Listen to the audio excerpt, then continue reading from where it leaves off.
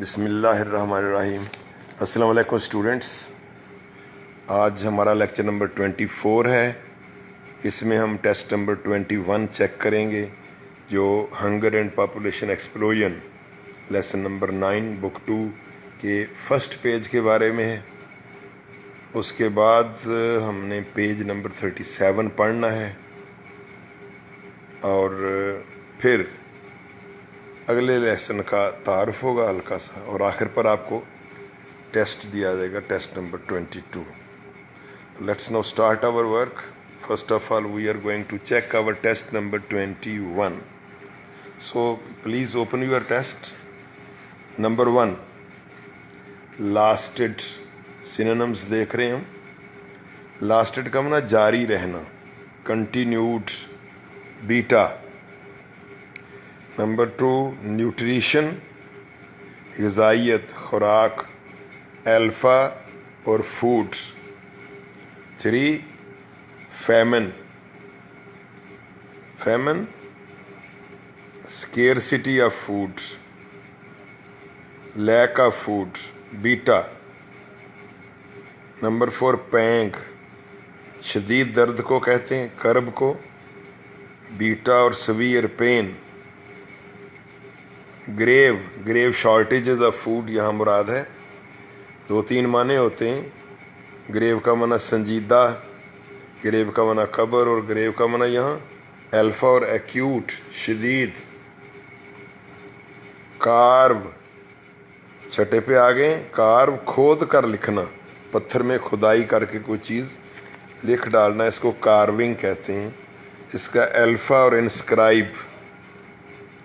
Number 7 اسکیئرس، کم یاب ہو جانا، بہت ہی کم ہو جانا، بیٹا اور 2 لٹل۔ نیکسٹ 8 پہ ڈیزاسٹر، تباہی، بربادی، الفا اور کیٹسٹرافی الفا، مصیبت کو کہتے ہیں۔ 9 پوچ، بغیر اجازت کے لے لینا چیزیں، جیسے رابن ہوڈ کیا کرتا تھا، تو الفا اور ٹیک ایل لیگلی، غیر قانونی طور پر کوئی چیزیں قابو کر جانا۔ نمبر 10 انوالو، شامل ہونا، بیٹا اور انکلوڈ۔ تو آپ نے اپنی مارکنگ کر لی ہوگی۔ اب آئیے لیسن جو تھوڑا سا رہتا ہے وہ پڑھتے ہیں پیج 37 پر۔ تو اینا مکینزی میں پہلے رائٹر نے 35 پر بتایا تھا کہ ہنگر ہوتا کیا ہے، پھر فیمن کی ہسٹری بتائی، مصر میں، بائبل میں، انڈیا میں، رشیا میں، چائنا میں کیسے کیسے پچھلے 2000 سال میں قحط آتے رہے ہیں، چھوٹے بڑے۔ پھر آگے قحط کے اسباب بتائے پیج 36 پہ۔ پھر ڈکلائن ان ڈیتھ ریٹ اور ڈکلائن ان برتھ ریٹ، اس کا ذکر ہوا، اور اب اس کا سلوشن بتا رہی ہے کہ اب ان حالات میں کرنا کیا ہوگا۔ پیج 37 مڈ سے ذرا اوپر ہے، آپ پڑھیں جی۔ The most important and most difficult thing to achieve, سب سے مشکل کام اور سب سے اہم کام جو ہمیں کرنا ہے، وہ چیز جو سب سے اہم ہے لیکن جس کو اچیو کرنا سب سے مشکل ہے، از اے ڈیزائر، وہ ہے یہ خواہش، امنگ انڈیویجولز، افراد میں، to limit the size of the family, limit reduce, کم کرنا، محدود رکھنا، کہ اپنے خاندان کے سائز کو چھوٹا رکھا جائے، یعنی کم اولاد ہو، یہی سب سے اہم ہے، حل تو یہی ہے، اور یہی سب سے مشکل ہے، خاندان کو چھوٹے سے چھوٹا رکھنا۔ خاص کر ہمارے کلچر میں یہ ہے کہ نرینہ اولاد کی تلاش میں چلتے رہتے ہیں اور خاندان بڑا ہوتا چلا جاتا ہے۔ نیکسٹ پیرے پہ آ جائیں۔ دا اسٹڈی آف پاپولیشن گروتھ، آبادی میں اضافہ، گروتھ انکریز، آبادی میں اضافے کا مطالعہ، یعنی سوشل سائنٹسٹس نے جو مطالعہ کیا ہے indicates one of the greatest paradoxes of our time. Indicates اشارہ کرتا ہے، points to, points out, show, واضح کرتا ہے. گریٹسٹ پیراڈاکسز، سب سے بڑا معمہ، اینگما. Paradox, enigma. پیراڈاکس بچوں زبردست لفظ ہے انگلش زبان کا، آکسیمورون بھی کہتے ہیں اس کو. کنٹراڈکشن ہوتی ہے یہ، یعنی ایسی سٹیٹمنٹ، ایسا جملہ جو ظاہراً ہمیں کنٹراڈکٹری لگے، غلط لگے، متضاد لگے، لیکن آپ کو زور دے وہ کہ آپ ایک حقیقت کی طرف جا رہے ہوتے ہیں، حقیقت میں وہ صحیح ہوتا ہے. تو پیراڈاکس کو کیسے ڈیفائن کریں گے؟ An apparently contradictory statement but it pushes you, drives you to some fact, to some reality. جملے کو دوبارہ پڑھ رہا ہوں. The study of the population growth indicates one of the greatest paradoxes of our time. آبادی کا مطالعہ ہمارے دور کے سب سے بڑے مہموں میں سے ایک کی طرف اشارہ کرتا ہے. اور وہ مہمہ کیا ہے میں پہلے ہی سمجھا دوں کہ اسٹوڈنٹس افراد ہوں یا قومیں ہوں، یہ عجیب تماشا ہے، دیکھنے میں آیا ہوگا، آپ بھی اگر ارد گرد مشاہدہ کریں کہ جو امیر لوگ ہیں ان کے بچے کم ہیں، وہ حالانکہ سپورٹ بھی کر سکتے ہیں، اور جو غریب ہیں ان کی اولاد زیادہ ہے. آپ کے ہاں جو مائیاں کام کرنے آتی ہیں، دیکھیں ایک آدھ ساتھ لیے ہوئے ہوتے ہیں، ایک دو تین پیچھے بھی ہوتے ہیں. اسی طرح قوموں کا بھی یہی حساب ہے کہ جو امیر اقوام ہیں، ڈیولپڈ کنٹریز ہیں، جو اپنی آبادی کو سپورٹ کر سکتی ہیں، انہیں فیسیلیٹیز دے سکتی ہیں، ان کے ہاں شرح پیدائش کم ہے، آبادی کم تیزی سے بڑھ رہی ہے. لیکن جو قومیں ہمارے تھرڈ ورلڈ والی جیسے پاکستان ہے، جو قومیں اپنی موجودہ آبادی کو بھی سپورٹ نہیں کر سکتی، ان کے ہاں ہی آبادی کا ریشو، رفتار زیادہ ہے. یہ ہے پیراڈاکسز جس کی طرف اینا مکینزی اشارہ کر رہی ہے. تو اب اس کی آگے تفصیل آ رہی ہے. جو باتیں میں نے آپ کو بتائی ہیں وہ آپ پڑھیں گے. جی،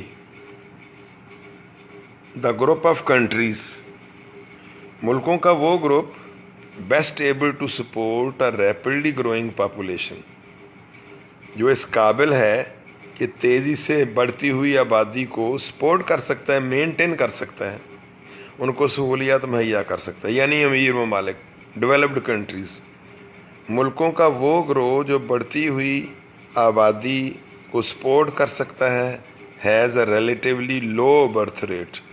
ریلیٹیولی مقابلتاً، کمپیریٹیولی، وہاں شرح اموات نسبتاً کم ہے. While the group least able to support their present population, جبکہ ملکوں کا وہ گروہ، لیسٹ لٹل کی تیسری ڈگری ہے، جو بالکل اس قابل نہیں ہے کہ وہ اپنی موجودہ آبادی کو بھی سپورٹ کر سکے، let alone a larger one، let alone not to speak of، درکنار، وہ تو ذکر ہی کیا، اب موجودہ آبادی سے بڑی آبادی کا تو ذکر ہی کیا، وہ تو درکنار، اپنی موجودہ آبادی کو بھی جو کنٹری سپورٹ نہیں کر سک رہے، اس گروپ میں has a very high birth rate, وہاں شرح پیدائش بہت زیادہ ہے. یہ ہے one of the paradoxes of our modern world. اب پھر کیا کیا جائے؟ Let us look for a moment at this second group. آئیے ہم ایک لمحہ کے لیے اس دوسرے گروپ پر نظر ڈالیں.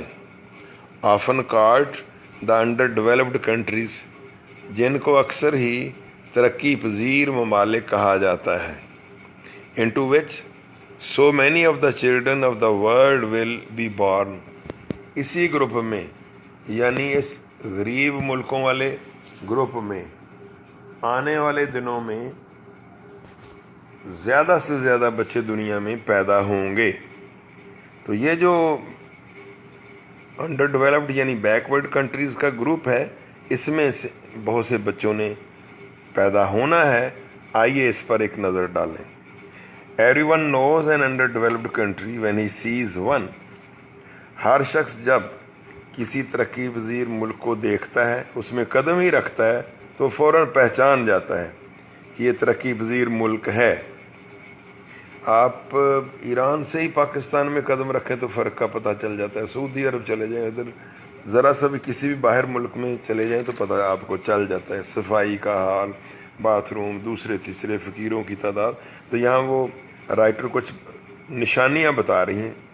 اٹ از اے کنٹری, ترقی پذیر ملک ایک ایسا ملک ہوتا ہے, characterised by poverty. Characterised which is portrayed by, یعنی جس کی خصوصیت ہوتی ہے, جس کا خاصہ ہوتا ہے کہ وہاں غربت ہوگی. With beggars in the cities and villagers eking out a bare subsistence. With beggars in the cities, شہروں میں فقیر بہت زیادہ ہوں گے. اور یہ آپ نشانیاں ساری اپنے ملک پہ اپلائی کر لیں. آپ کہیں ذرا رکیں سے ہی 4-5 کہیں سے نکل آتے ہیں. And villagers eking out, eke out earning, کمائی کر رہے ہوتے ہیں, بنا رہے ہوتے ہیں. Bare subsistence, bare hardly, subsistence livelihood, روزی گزارا. بڑی مشکل سے دیہاتی لوگ اپنا گزارا ہی کما رہے ہوتے ہیں. ان دا رورل ایریاز, دیہاتی علاقوں میں. It is a country characterised by poverty. ترقی پذیر ملک ایسا ملک ہوتا ہے جس کا خاصہ ہے کہ وہاں غربت ہوگی. With beggars in the cities, شہروں میں فقیر بے شمار ہوں گے. And villagers eking out a bare subsistence in the rural areas, اور دیہاتی لوگ دیہاتی علاقوں میں مشکل سے ہی اپنی روٹی پوری کر رہے ہوتے ہیں. It is a country lacking factories of its own.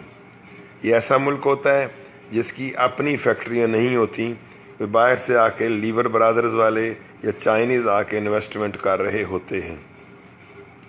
Usually with inadequate supplies of power and light. Inadequate, insufficient, عام طور پر یہاں بجلی اور روشنی کی ناکافی سپلائی ہوتی ہے. یہ بھی آپ کے ملک پر فٹ بیٹھتی ہے نشانی. اٹ یوزلی ہیز پور روڈز اینڈ ریلویز. عام طور پر سڑکیں اور ریلوے ٹریکس بہت ناقص ہوتے ہیں. And not enough of them, اور کافی بھی نہیں ہوتے. Hospitals and schools and colleges, government کے اسپتال, اسکولز اور colleges are few and far between. یہ ایک فریز ہے جس کا معنی ہوتا ہے ریئر, کم کم ہونا. تو گورنمنٹ کے ہسپتال, اسکولز اور کالجز بھی بہت کم کم ہی ہوتے ہیں.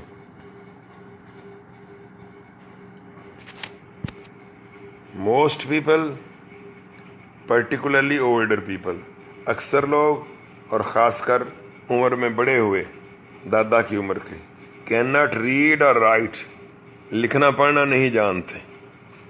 دا goods the country exports, goods مال, اشیاء, ایکسپورٹ باہر بھیجتا ہے, چلو اوورسیز جو تجارت کرتا ہے. تو ملک کی برآمدات are nearly always raw material, تقریباً ہمیشہ ہی وہ خام مال ہوتا ہے, کیونکہ اپنی تو فیکٹریاں ہوتی نہیں, جو سستا بکتا ہے. Which are much more subject to price fluctuations, subject to ماتحت ہوتا ہے, فلکچویشن اتار چڑھاؤ, رائز اینڈ فال. برآمدات اکثر خام مال پر مشتمل ہوتی ہیں جو قیمتوں کے اتار چڑھاؤ کا شکار ہوتی رہتی ہیں. This will have a bad impact on the economy, اس کا معیشت پر یقیناً بہت بڑا برا اثر ہوگا. Impact, influence, effect. اگلا para, second last para, page 37. The gap in living standards is bound to increase. اب اگر یہی حال رہا کہ سورسز آف ویلتھ کم رہے اور آبادی بڑھتی گئی تو کیا ہوگا؟ The gap in living standards is bound to increase. Bound لازم ہے, انیویٹیبلی. تو معیار زندگی میں جو گیپ ہے, جو ڈفرینس ہے, جو وقفہ ہے, لازماً بڑھتا چلا جائے گا. امیر امیر تر اور غریب غریب تر ہوتے جائیں گے. In the past, the population has not only been reduced by famine and disease. ماضی میں آبادی گھٹتی رہی ہے, نہ صرف قحط سے اور بیماری سے, بٹ آلسو بائی وار, بلکہ جنگ سے بھی. پتہ چلا پہلی عالمی جنگ میں اتنے کروڑ لوگ مارے گئے, دوسری عالمی جنگ میں اتنے کروڑ مارے گئے, اور جنگوں کے علاوہ وہ وبا پھوٹی, اتنے کروڑ مارے گئے. تو یہ ماضی میں سب کچھ ہوتا رہا ہے.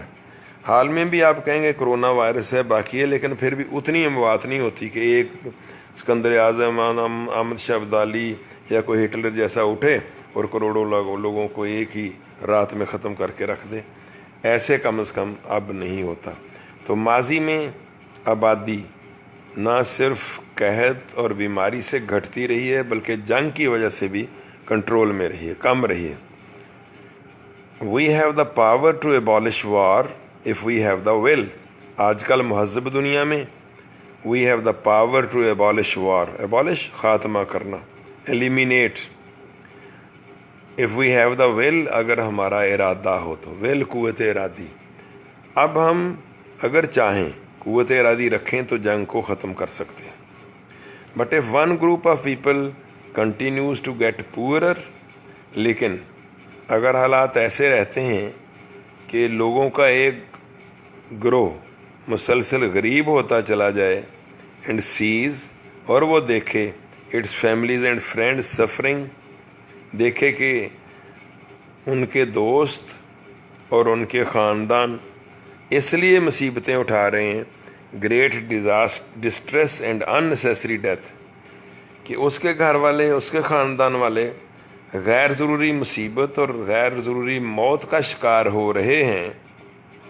While another group of people, جبکہ ایک اور گروہ جو امیر گروہ ہے, in the world gets richer, وہ امیر ہوتا چلا جاتا ہے. اسٹوڈنٹ سمجھ آ رہی ہے نا کہ اب جب دیکھا جائے, ایک مزدور دیکھے کہ میرا مالک جو ہے اس کے تو کتے بھی دودھ پی رہے ہوتے ہیں, گوشت کھا رہے ہیں, اور میری بچوں کو روزی نہیں, فیس نہیں ہے, یا ماں کی دوائی کے پیسے نہیں ہیں, تو پھر ہوگا کیا؟ پھر انقلاب ہوگا. پھر چوری ڈاکے کو لازماً وہ جائز سمجھنے لگ جائیں گے کہ کوئی بات نہیں. تو یہی ملکوں کا حساب ہے کہ اگر ایک گروہ غریب ہوتا چلا جائے اور وہ دیکھے کہ اس کے خاندان والے اور تعلق والے بلا وجہ مصیبتیں اٹھا رہے ہیں اور موت کا شکار ہو رہے ہیں, جبکہ دوسرا گروپ امیر سے امیر ہوتا جا رہا ہے, تو we are creating a situation, تو سمجھیے ہم ایسی صورتحال کو جنم دے رہے ہوتے ہیں خود ہی, وچ encourages the poor to make war on the rich, جو امیروں کی حوصلہ افزائی کر رہی ہوتی ہے صورتحال کہ غریبوں کی حوصلہ افزائی کرتے ہیں کہ امیروں کے خلاف جنگ لڑیں. ایسی صورتحال میں ہم غریبوں کو امیروں کے خلاف ابھار رہے ہوتے ہیں جنگ لڑنے پر. The only long-term answer for these countries is, ان ممالک کے لیے واحد طویل المیعاد حل کیا ہے, وہ یہ ہے to reduce their birth rate, کہ اپنی شرح پیدائش کو کم کریں, reduce decrease کم کریں. But as I have explained, لیکن جیسا کہ میں وضاحت کر چکی ہوں, مصنفہ کہہ رہی ہیں, this will take time, اس میں وقت لگے گا, and is not easy to achieve, اور یہ حاصل کرنا کوئی آسان کام نہیں ہے. آبادی کو, اولاد کو کم رکھنا مشکل کام ہے. What we, نیکسٹ پیج پہ آ جائیں جو 2 لائنیں رہتے ہیں. What we must do in the meantime, اس اسنا میں ہمیں جو کرنا چاہیے, is to keep alive as many people as we can, کہ ہم جتنے زیادہ سے زیادہ لوگوں کو زندہ رکھ سکتے ہیں زندہ رکھیں. And at the same time, لیکن اس کے ساتھ ساتھ میک ایوری ایفرٹ, ہر کوشش کریں, to encourage the limitation of families, کہ ہم فیملی کی حدود, لمیٹیشن یعنی کم اولاد, اس کی حوصلہ افزائی کر رہے ہوں. تو ایک ہی حل آخر پہ بتایا ہے نا مکنزی نے, وہ یہ کہ آبادی کو کنٹرول کیا جائے. تو اسٹوڈنٹ یہ لیسن آپ کا ختم ہوا، نسبتاً آسان لیسن تھا، اور میں اگلے چیپٹر کا بس 3-4 منٹ میں تعارف کروا دیتا ہوں مختصر سا۔ The jewel of the world, page 40 پہ ہے۔ آپ کتابیں بے شک نہ کھولیں چونکہ یہ ہسٹوریکل ایسے ہے۔ جیول پڑھنا ہے، ہیرا، جیول شیول نہ پڑھتے پھرنا، دنیا کا ہیرا۔ اب اس سے مراد ہے دنیا کے ہیرے سے قرطبہ نامی شہر، یعنی اندلس اور اسپین کا جو شہر ہے قرطبہ۔ تو یہ مسلمانوں کے عروج کی داستان ہے۔ لکھنے والے خود ایک انگریز ہیں، فلپ کے ہٹی، جو بہت بڑے ہسٹورین ہیں۔ ان کا نقطہ نگاہ یقیناً غیر جانبدارانہ ہوگا۔ تو مختصر سی اس کی سمری یہ ہے کہ اسٹوڈنٹس آپ کو یاد ہوگا، تھوڑا سا ہسٹری کی طرف جانا پڑے گا کہ حضرت علی رضی اللہ تعالیٰ عنہ کے دور میں ہی بنو امیہ کے پاس حکومت عادی آ گئی تھی اور امیر معاویہ حکمران بن گئے تھے۔ تو حضرت حسین کی شہادت کے بعد یہ پوری حکومت امیر معاویہ کے خاندان کے پاس آ گئی، اور اس خاندان کا نام تھا بنو امیہ۔ اب یہ سلسلہ بڑی دیر تک چلتا ہے۔ اس میں عمر بن عبدالعزیز جیسے عظیم متقی پرہیزگار رولر بھی آتے ہیں، اور بنو امیہ نے بڑی شان و شوکت سے حکومت کی۔ اسلامک ہسٹری میں بہت بڑا خاندان ہے۔ دوسرا خاندان آتا ہے بنو عباس۔ یہ عباس رسول پاک کے چچا کا نام ہے، ان سے یہ جو نسل چلی ہے یہ مخالف گروپ ہے۔ تو جب بنو امیہ کی حکومت آئی، یہ چلتی رہی، پھر تقریباً سمجھ لیجئے یہ چلی 100-125 سال۔ تو اس کے بعد 750 میں، جیسا کہ لیسن کے شروع میں آئے گا، ان کا تختہ الٹا گیا۔ اب آپ کا جو موجودہ چیپٹر ہے یہاں سے سٹارٹ ہوتا ہے۔ تو تختہ الٹا دمشق بنو امیہ کا کیپٹل ہوتا تھا۔ یہ امیر معاویہ کا، یزید کا، سب کا کیپٹل دمشق ہی تھا، شام کا شہر ہے، آج کل بھی وہی کیپٹل ہے۔ تو جب کنٹرول دوسری فیملی کے پاس آیا تو انہوں نے بھی گن گن کے بدلے لیے، اور بنو امیہ کے ایک ایک فرد کو چن کے مارا، جس پر بھی ہاتھ پڑتا مار ڈالتے تھے۔ لیکن ایک شخص بچ کر، بنو امیہ کا ایک شخص، شاہی خاندان کا ڈیسینڈنٹ عبد الرحمن اول، یہاں سے بغداد عراق سے بھاگا اور آہستہ آہستہ افریقہ کو عبور کرتا ہوا یورپ میں چلا گیا۔ عبد الرحمن اول وہاں جا کے اس نے آہستہ آہستہ کچھ شہر مسلمانوں کے قابو کر لیے، غیر ملکیوں پر نہیں، غیر مسلم پر نہیں قبضہ کیا۔ جو بنو امیہ کے دور کے مسلم سٹیز ہی تھے جن پر اب عباسیوں کی حکومت تھی، ان سے چھین لیے اور ان پر اپنی حکومت قائم کر لی۔ اس سے وہ شہر چھیننے کی کوشش کی گئی، لیکن اس نے بنو عباس کے گورنروں کو یا لوگوں کو یا فوجیوں کو شکست دی، اور پھر وہاں ایک عظیم الشان سلطنت کی بنیاد رکھی، جس کا ذکر آپ ہسٹری میں پڑھتے ہیں۔ یہ مسلمانوں کے عروج کا دور ہے، اور مسجد قرطبہ جو اسپین کا شہر ہے اسی کی یادگار ہے۔ تو آگے میں تفصیل نہیں بتاؤں گا، ٹرانسلیشن جب کریں گے چیپٹر کی تو اسٹوڈنٹس آپ کو آئیڈیا ہو جائے گا کہ مسلمان کتنے عروج پر بھی ہوا کرتے تھے کبھی کبھی۔ تو دا جیول آف دا ورلڈ انشاءاللہ ہم کل پڑھیں گے۔ خدا حافظ اسٹوڈنٹس، السلام علیکم ورحمۃ اللہ۔